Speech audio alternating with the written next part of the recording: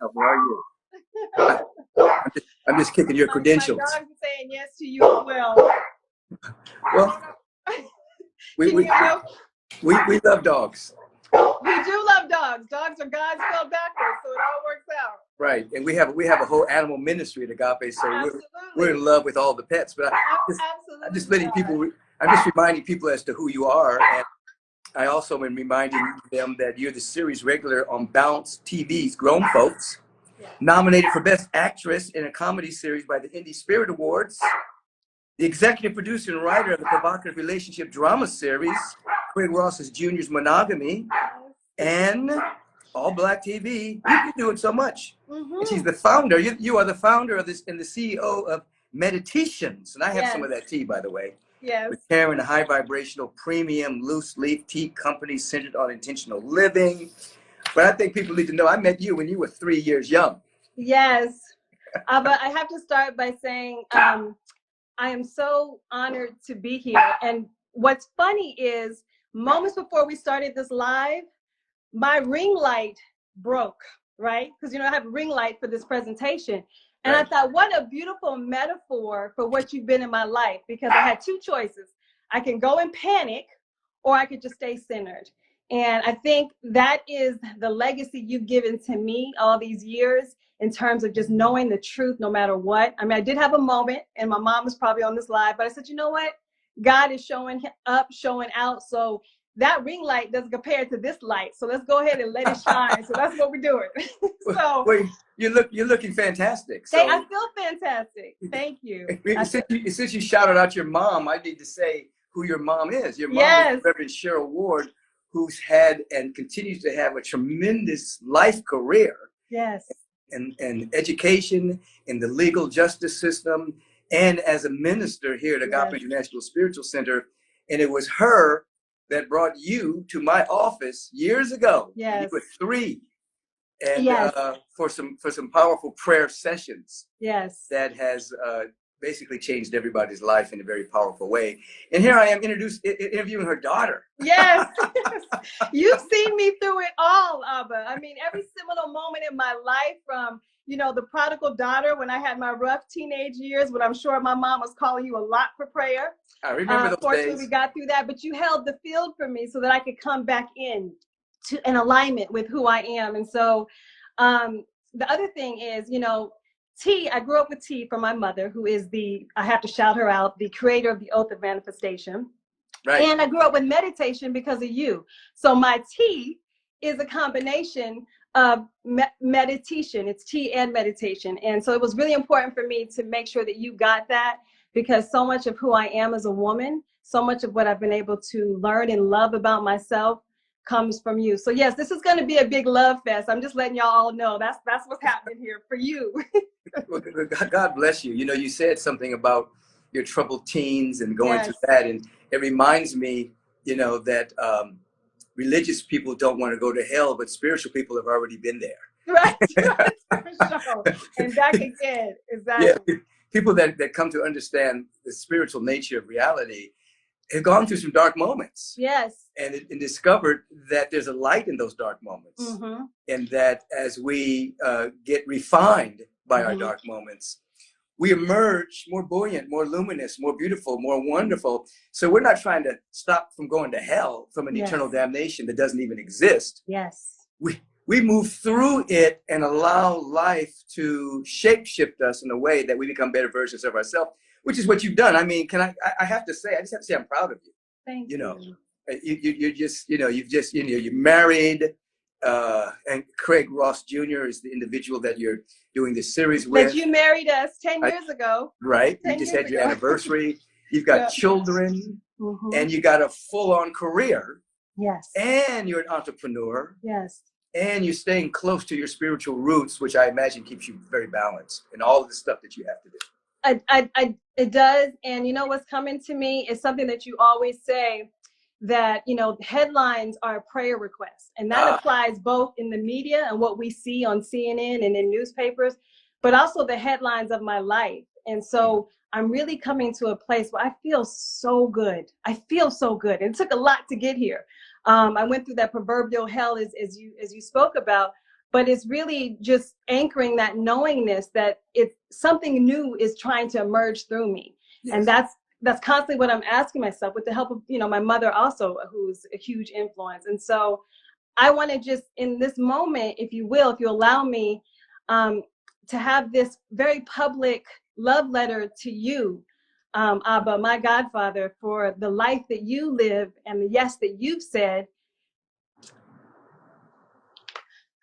I'm sorry. I told myself that I was not going to get emotional on this live, because I had been, over the years, trying to figure out a way, and you probably, you know, have noticed my random text messages to you that says, Abba, I love you, or thank you, but thinking of a way to truly impart to you from my heart the impact that you've had. And I think that I am just a microcosm of the macrocosm, right? Y'all on this feed, give me an amen, or whoop whoop.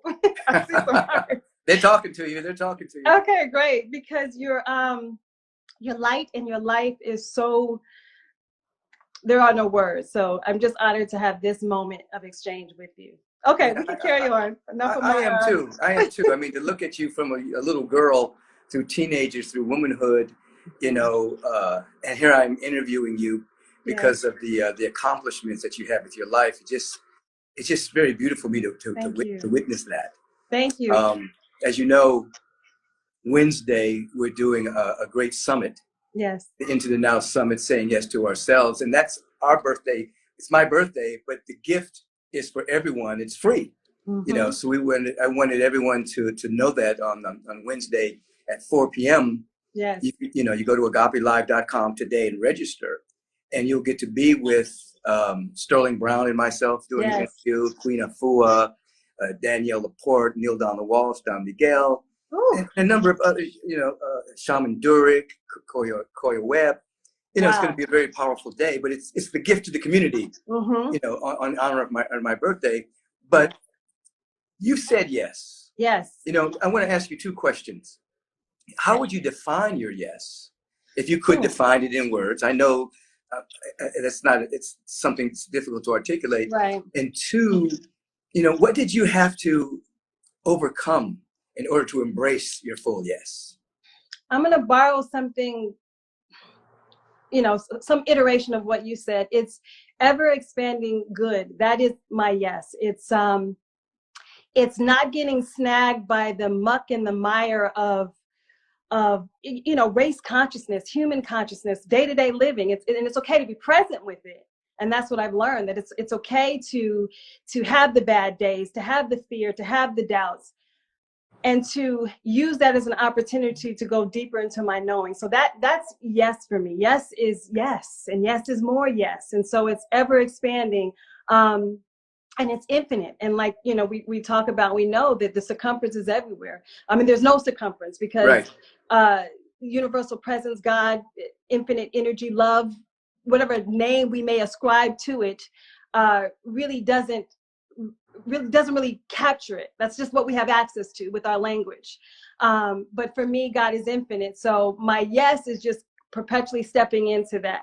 What I had to overcome is a lot. And I'm still overcoming. And it's a beautiful, rough, textured journey of constantly kind of weeding out and pruning the lie, if you will, that may say I'm not good enough, that says that I don't belong here. That is a conversation that I have. I'm in a field as an actress, as a producer and a writer, where there is a conversation that says there's not enough. There's a conversation that says that there's only a few spots. And so I can align to that, or I can align to the truth and see myself the way that I'm seen, not through human eyes, but through the God presence eyes. And like you talk about, it's the eye, it's the seeing beyond the seeing, it's the hearing beyond the hearing, and it's even in your song that I jammed to on the treadmill, seeing the invisible, hearing the inaudible, so you can do the impossible. So it's constantly coming back to that life is in support of me, and that even the grit and gristle and the muck and the mire and the pain is all working for my highest good. And that's the fundamental core of who I am, because of you and because my mother, Reverend Cheryl Ward. Amen. So. Amen. I'm gonna have to fast track you through the School of Ministry, girl. You know it's coming, Abba. You know it's coming. Let me get a couple more TV shows out my belt. Although my ministry is through my TV and my acting, yes, I do feel called to that. You know that. Yeah, I know. It's all in you. You know, we used to say that the apple doesn't fall from the tree, far Yes. from the tree, but because we're in a quantum reality, the tree doesn't far from the apple either. There it is. See, I'm picking up what you're putting down. There it is. But, so if you could summarize, you know, I mean, obviously, you get a perfect description of your overcoming, you know, and obviously the feeling tone of maybe not being good enough or not being worthy or not being seen, you know, how would you synthesize that into a fear? Was there any kind of fear that you had to transcend? Yes. Oh my gosh, there's so many of them. Let me try and think of a tangible one. Not stepping out. My T was a big expression of overcoming that fear. I had a conversation of, well, you're an actress and you play in this lane and no one wants to hear all this spiritual woo-woo talk. So that was one expression of that. I'm trying to think of what else. There's so many. It's so intimate to me. It's something happened at 5 or 6. I made a decision about myself when and this is me being transparent and vulnerable with all of you on this live, when I repeated kindergarten. And what I communicated to myself on a human level was that I was being held back, that I lacked something, that people could see something that I couldn't. And my mother knows this, and we worked through this. And what I realized, the beauty of that is even now, sometimes that conversation of you're missing something will creep up if I have a meeting or if I'm trying to get my television show or trying to audition for something. And it's really an opportunity to take a breath, to love myself into it, to let all the ooze and pus come out, and then eventually come to the truth. And now I'm standing taller and my breath is deeper and I'm more confident. So I look at it as a gift that's giving to me. Like, it didn't come to harm me, it came to expand me. So that's just one tangible example, if you will. And maybe, you know, those of us on the live have something in our lives where we made an unconscious decision, but that's the beauty of, you know, of this practice. And it's a practice. So Absolutely. And for those of you on the line, if you're new to what we're talking about, when she says she had to know the truth about her, she's talking about the truth of her being. She's talking about the fact that she's the image and likeness of the Spirit of God. Yes. And that wholeness is intrinsic to us. So there may be facts that don't square with the truth. Yes. But her practice is going back to the truth, which will ultimately change the facts. So if you're just getting new to the way we're talking here, many of you obviously follow Agape, you follow my Instagram line, so you know the language. But if you're new to the language, she used 2 words that I think you want to know about. One word was race consciousness. That means that's the collective belief of the human race, which may or may not be true. Yes. And when you look throughout history, the majority has always been wrong.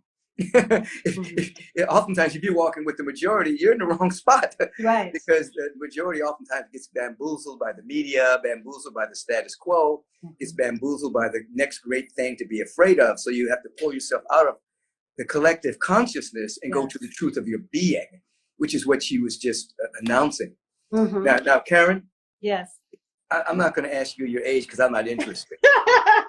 I'm not interested in age, and age is interested in me, and we don't do age. Right.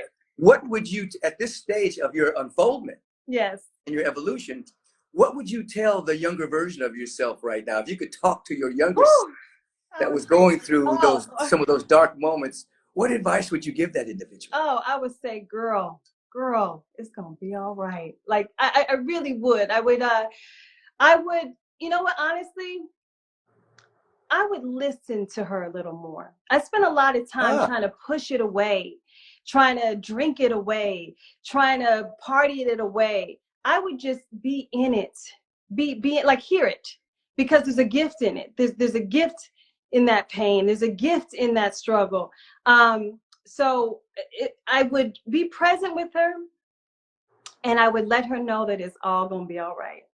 And that's really what I'm feeling, and that's really what I'm living. Like I said, I'm not done. I'm not complete. There's more growing, more evolving, more expanding. But compassion. Yeah. Compassion. Well, you're speaking of a spiritual principle, because if we can catch the feeling tone, I spoke about this yesterday in the service, get to that feeling tone of it's okay and it's going to be okay, even if we don't have visual evidence of it. Yes. even if there's no sensory evidence, can't see it, can't taste it, can't touch it, can't smell it, can't hear it. But if we can work ourselves into the feeling via prayer, meditation, life visioning, hanging with high consciousness people, high fellowship, study, if we can get to that feeling, then the universe bends itself to that feeling. Yes. But what happens is people keep looking for external evidence to feel. Yes. And what you're talking about is looking to the internal evidence. And it's always been there, Abba. I mean, that is what's gotten me here. Like you said, on the quantum level, it already exists. But it's this sense of that my external situation cannot determine my ultimate destination. You know what I mean? And that's say that again, Reverend. I said my external situation cannot determine my ultimate destination. So there's something in me, there's some seed in me that has always known that. I just have been snagged by the lie that may have told me otherwise, which is okay, because it's all part of the divine unfoldment. And I'm using a lot of terms here, so just rock with me, y'all. Right. But, that's what my mother has always taught me. That's what you've always taught me, that, an apple seed doesn't get confused. It's not going to be a pear tree. So we keep planting those seeds in consciousness of what I want to see, of what I want to be. Even in my darkest moments, I still know that. I go back to that. I go back to the breath. I go back to that truth, that knowingness, that there is an intelligence that's beating my heart and all of our hearts on here. So it's got to get me through. It's got to get me through. And like my mom says, talk to yourself. You know what I'm saying? Sometimes you got to just get up and talk to yourself. Like, you know what? We're not going there. I had to do that this morning in my journal. And like, no, we're not going there. So, and the oath of manifestation, her oath of manifestation is one tool that I use among many to help support that. Yeah, I was getting ready to bring that up again. Do you have it right there in front of you? It's on my phone, but I kind of have it memorized. Do you have it give me the first couple of lines. I want people to feel the essence of it. I accept and receive unexpected good, unexpected love, unexpected kindness, unexpected prosperity, unexpected offers coming in unexpected ways from unexpected people and unexpected places in my life and in the Rev's life and everybody's life on here. Yes. So what she's reciting from, she's reciting from something called the Oath of Manifestation that was written, composed, put together by Reverend Cheryl Ward. Yes. Who's a minister at Agape here, the emeritus dean of our university, and just a great all-around being. My wonderful mother. And I want to honor you, Abba, here on this live for the way that you love my mother and the way that you have honored my mother. So I am really taking this opportunity to go all in on your birthday. So thank you for the gift. Thank you for being with me today. And I just felt so good. It's like, I'm going to interview Karen. I knew Karen since she was a baby. Yes. And in my pregnancies, Abba, when, called you when an emergent situation came about, like every pivotal moment you've been there, or just in consciousness, you've held me. And that means the world to me. So thank you for that. And happy birthday to you. Thank you. Tell them why you call me Abba. I call you, when did I start calling you Abba? Abba is father.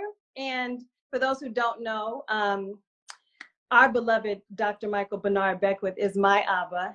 You've been in my life since I was, even knew I was conscious. And you have been that father figure, that presence for me in a huge and profound way. So that's why I call you Abba. I thank you for being here. Just one last question. If you project yourself 5 years from now, what vision are you holding for yourself? That's a great question. My mind wanted to go to, external things, a couple of television shows that I'm creating that I plan on producing. Something is bringing me to just unapologetically, authentically standing in my power and my beauty and just shining that. So that to me looks like peace of mind, feeling good. I was in the drive-thru yesterday getting a matcha tea, and I had an opportunity to pay for the driver behind me. and didn't want them to see me. So I sped off before they could see me. And it just felt so good. And so Yes. I say that to say that I can't wait I can do that on a mass level. I can just go in a grocery store and pay for the next 10 people. So that to me are the qualities that matter to me in the next 5 years, to have the resources and the consciousness to be able to give in that way while delivering my gifts, Right. acting, producing, writing, and yeah, so that feels good to me. I'm gonna stick with that answer. No, that's a great, I love it. I love doing that. I sometimes would go to a restaurant and pay for somebody's meal. Yes. Somebody caught my attention, a family. Yes. But I make sure that the host or the hostess do not say where this is coming from. Yes, exactly. Just let them be surprised that somebody's paying for their meal. It just gives you a great feeling when you give out that kind of energy, because yes. Oftentimes people are lost in the sauce of getting all the time and acquiring, accumulating. But when you get in that flow of radiating and shining and giving and sharing, that's where the gift is, you see. And just to cap it off, it's the question that you've always prompted in me and all of us, I think, is what am I here to do? How am I here to serve? So being able to do that in a larger capacity, to me, is living on fire. You know what I mean? Right. Like saying yes. So that's what I'm saying yes to. And sometimes I'm just like, God, dog, life is good. Like, for real. I'm like, oh my gosh. Like, I finally get it now. What you've been talking about all these years. You know what I mean? Yes. I remember when I was saying that decades ago. Yes. People were saying, what are you talking about? Exactly. Life is good. Did you see the headlines? Right. Yeah, I saw those prayer requests. What are you talking about? That doesn't hinder life with the capital L. Right. And I've stuck to it. And we've gone through, the human race has gone through different ups and downs of, war and 9/11 and COVID. And this grand pause, like you described, right. So COVID, much. Yeah. It's really our initiation into our greatest yet to be, collectively and individually. What do you say? I said, speak it. Yes, that's what it is. And Rev Kev, I see you on here too, shouting him out. And like you said something, Reverend Michael. You said the highest vibration always wins out. And it's always. The truth. And so we are here to anchor. That's what my tea is about. Shameless plug. It's a liquid meditation. No. It's not a shameless plug. I'm getting ready to ask you. Yes. Where can they get your meditation? So that you can. It's intentional sipping and conscious imbibing. You can go to meditations.com, or if you go to my Instagram, I have a link there, and it'll take you right to. Is it under Karen? Yes, Karen Ward Ross. But I got my Conscious Connection Chamomile, which was born out of consciously connecting first to myself and then connecting to my beloved husband. So that's one of my favorites. But all of them are great, and great for the body, great for healing. So. All right. Well, yes. I appreciate your entrepreneurial spirit. I appreciate your spiritual integrity. Yes. I appreciate your vulnerability. I appreciate the way that you're constantly working on yourself. I appreciate your mother. I appreciate our connection at Agape all of these years. And I appreciate that I get to sit here and interview my goddaughter and who I'm well pleased. If you want another awesome video in our Black Excellence series, check out the video right there next to me. I think you'll enjoy it. Continue to believe, and I'll see you there.